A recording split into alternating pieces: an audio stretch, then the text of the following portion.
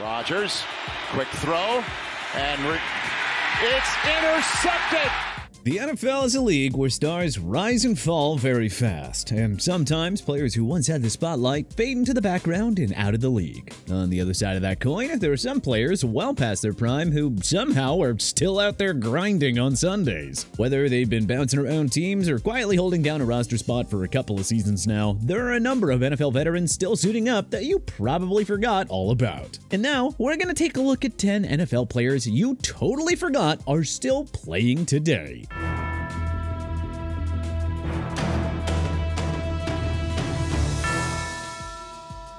Austin Ekeler, RB, Washington Commanders. Now, if you thought Austin Ekeler was still tearing it up in LA, well, think again. The man who once led the Chargers' high-octane offense has found himself in a new city, wearing a new uniform, and with a new team. That's right, he's now playing for the Washington Commanders. The deal did get some attention this offseason as the aging running back inked a 2-year deal worth just over $11 million, and it was a nice little pickup for a Washington team that was looking to add veteran presence in their locker room and depth in their offensive backfield. But it wasn't exactly front-page news. After all, it has been a couple of years since Ekeler was really at his best. In 2023, his final season with the Chargers, his touches were way down and he finished the season with just 628 rushing yards and 6 total touchdowns. Yeah, that is a decent showing, but come on, that ain't nothing compared to what we got used to seeing out of the once undrafted running back who turned himself into a legit star for a couple of years there. Honestly, it's kind of wild to think that Ekeler, one of the best dual-threat backs in the league not long ago, is now grinding it out in Washington. Between his team's lack of relevance and his diminished performance, it's no wonder that people have essentially forgotten that he's still out there balling.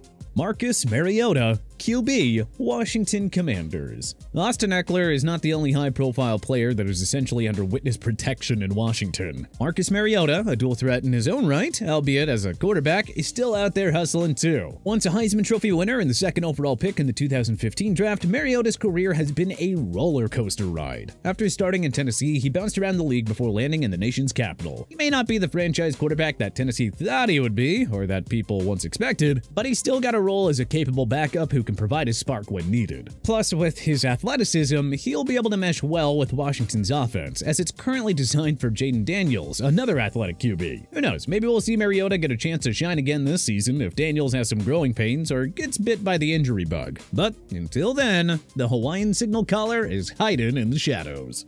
Allen Robinson, WR, Detroit Lions. There was a time when Allen Robinson was one of the most reliable receivers in the NFL. Robinson was a big athletic frame and he knew how to use it to create separation and put up impressive numbers with the Jaguars and Bears, even with their less than stellar quarterback throwing him the ball. But over the past couple of years, he's hit a steep decline, and Robinson started to bounce around from team to team, and his latest stop is with the Detroit Lions. But here's the kicker. He hasn't even been elevated from the practice squad yet. Yeah, that's a far cry from his Pro Bowl days, alright. No wonder people have forgotten that he's still playing. I mean, it seems like he is just really hanging on there by a thread. Marquez Valdes-Scantling, WR, Buffalo Bills. Former South Florida standout Marquez Valdes-Scantling made a name for himself during the early days of his NFL career with his blazing speed out in Green Bay. Everyone expected him to be the next stud target for Aaron Rodgers because not only did he possess a 4.37 speed, but also an imposing 6'4" frame. Valdes-Scantling was plagued by drops during his time in Green Bay, and during his time with Patrick Mahomes and the Kansas City Chiefs. He never even surpassed 42 receptions or 690 yards, which for a player with his natural skill set is a huge disappointment. In any case, he started to fall off the radar for many NFL fans. In fact, I'm willing to bet that very few of you outside of Bills Mafia even knew that he landed in Buffalo. Crazy to think that he now has Josh Allen as his quarterback, and he's probably the worst of the 3 signal callers that he's had during his career. And he has still managed to become an afterthought.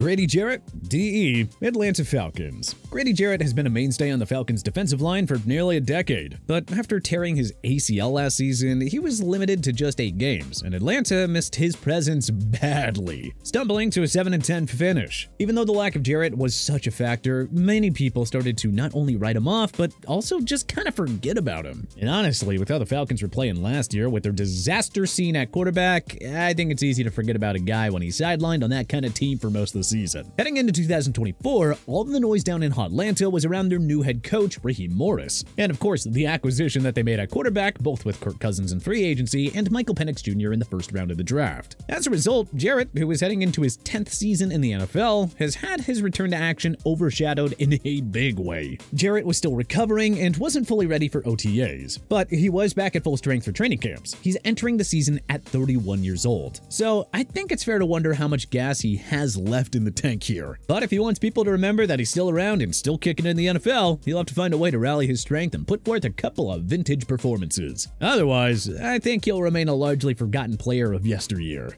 Jamal Adams, safety, Tennessee Titans. There was a time when Jamal Adams was the definition of a game changer at safety. He made a name for himself with the Jets as one of the hardest hitting, most versatile defenders in the league. Adams possessed a truly unique ability to get after the quarterback as a member of the secondary. But ever since his falling out with the team and his subsequent move to the Seahawks, his star has faded in a major way. Now, to be fair to Adams, injuries have definitely been a factor in inconsistent play. But still, it's hard to ignore the steady decline after he tried to pull off the full-on diva routine in New York. Point being, the days of Adams being a Pro Bowl level safety seem like a distant memory now. He's now landed in Tennessee, where the team is rebuilding and looking to add some veteran leadership on defense. But with the way that team has fallen apart and his considerable lack in relevance, he's largely been forgotten about over the past couple of years. Stephon Gilmore, CB, Minnesota Vikings. Gah, remember when Stephon Gilmore was the best cornerback in football? Yeah, it honestly wasn't that long ago. The former Defensive Player of the Year was the definition of a lockdown corner during his prime at the Patriots. But fast forward to 2024 and Gilmore's now at the Minnesota Vikings, quietly playing out the twilight years of his career. At 34 years old, Gilmore is not the shutdown corner that he once was, but he's still got plenty of experience and technical know-how. In today's NFL, veteran corners who know the game as well as Gilmore are always valuable, even if they've lost a step. And while people may not have realized that Minnesota brought him in the first place, and they did so to bolster their secondary. While he's not the all-pro player that we all remember and love, he's still more than capable of holding his own, and he's actually gotten up to a pretty sound start in 2024. Now, that said, he still has a lot of work to do if he wants to re-implant himself in the national consciousness.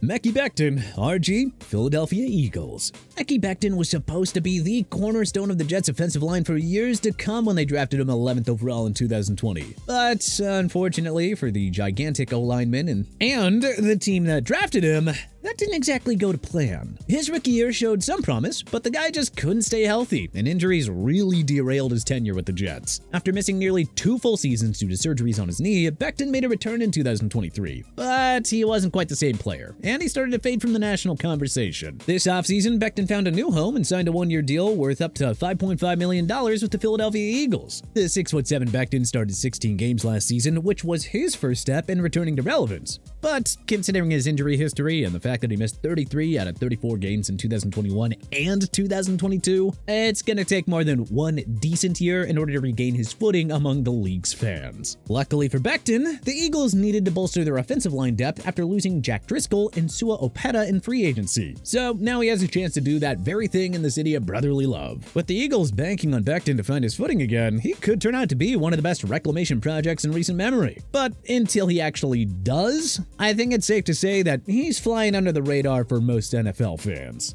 Amir Abdullah, RB, Las Vegas Raiders. Best known for his time with the Detroit Lions, Amir Abdullah has now been hanging around the NFL for quite some time, nearly a decade now in fact. But you would be forgiven if you forgot he was still in the NFL. Because not only has he bounced around quite a bit after being drafted by the Detroit Lions in 2015, with stints in Minnesota, Carolina, and now the Las Vegas Raiders, he also never really hit the heights performance-wise that some of the other players on this list have. In Abdullah's defense though, he has always been a versatile back, capable of contributing in both the run and pass game. But at this point in his career, he's more of a depth piece than a game changer. All things considered, it's honestly pretty hard to believe that Abdullah has been in the league this long, and the fact that he's still in it. But hey, you know what? He's still out there grinding in Vegas, so good on him. Linval Joseph, DT, Dallas Cowboys. This offseason, the inside of the defensive line was a major focus for the Dallas Cowboys, and the makeover continued when they inked a one-year deal with veteran defensive tackle Linval Joseph. The Cowboys had conversations with Joseph throughout the offseason and were finally able to land a deal with him just before the end of camp. Joseph, a grizzled vet now 35, will reunite with Mike Zimmer, his once head coach for 6 seasons while he was with the Minnesota Vikings. What makes this fit all the more interesting, though, is that Joseph becomes the 4th defender to have previous ties to Zimmer or run game coordinator Paul Guenther, a key member of Zimmer's staff over the years. It's easy to forget about guys like Joseph who do the dirty work in the trenches, especially when he's been in the league for 14 years. But regardless, he has been one of the most consistent defensive tackles in the league over the last 14 seasons, even with the diminished role that he's played in recent seasons.